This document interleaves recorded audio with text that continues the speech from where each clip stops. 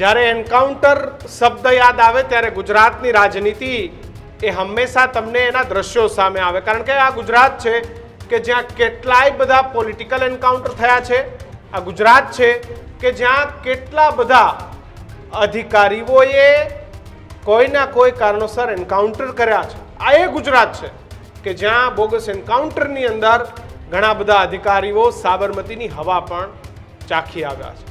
પણ આજે પોલીસની પીઠને થપથપાવવી છે. ભલે અમારી વાત સાથે કોઈ સહમત થાય, કોઈ ન થાય, પણ દીક્ષિત, આવા લોકોના એન્કાઉન્ટર કે જે સાયકો કિલર છે એ કોઈ પણ પ્રકારની ભાવના વગર, એટલે કે ન તો દુશ્મન છે ન તો મિત્ર છે, પરંતુ એમ છતાં પણ લૂંટના ઈરાદે કોઈ વ્યક્તિને મોતને ઘાટ ઉતારી દે, અને આવા લોકોનું જ્યારે પોલીસ એન્કાઉન્ટર કરે, ભલે પોલીસ એ વાતને ક્યારેય નહીં સ્વીકારે કે આ એન્કાઉન્ટર અમે કર્યું છે, પણ ખેર આજે પોલીસે જે કામગીરી કરી છે, 100 કામગીરીને સાઈડમાં રાખતા આજની કામગીરીને આ ન્યૂઝરૂમના માધ્યમથી દીક્ષિત વધાવીએ છીએ. બિલકુલ, ગુનેગારોને આ પ્રકારની સજા થવી જોઈએ છે. આપણા ભારત દેશમાં ન્યાયતંત્ર છે, બધું છે, પણ આવા લોકોને એવી તો છૂટ નથી ને કે ગુજરાતમાં ગાંધીનગરમાં, કે જે ગામનું નામ જ ગાંધીનગર છે ને, કે જે આવી એટલે સરા જાહેર કોઈની હત્યા કરી નાખે.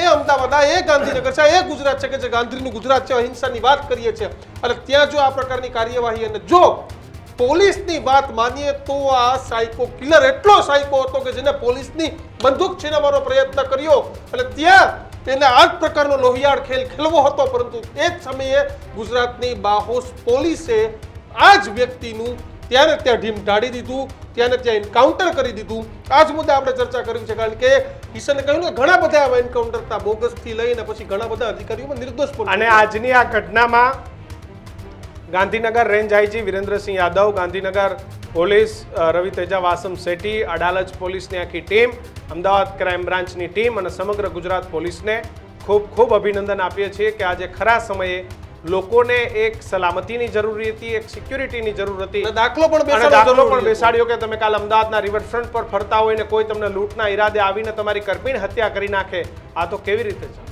આ એ જ નાલાયક છે જેને તમે સ્ક્રીનમાં જોઈ શકો છો.